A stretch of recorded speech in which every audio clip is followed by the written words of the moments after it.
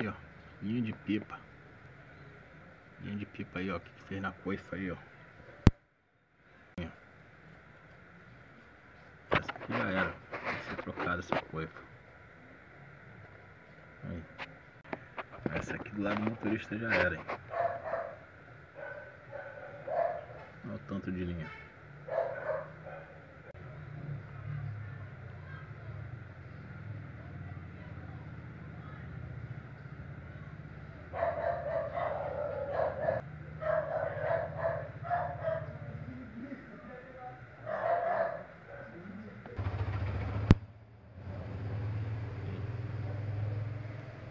A coifa danificou ela todinha. Olha o estado que ficou.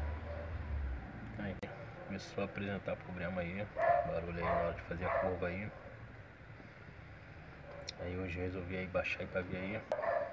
Danificou tudinho aí, ó.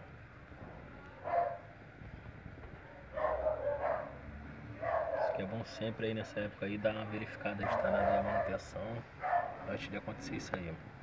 O lado de lá foi pouco. Não chegou a danificar não, mas aqui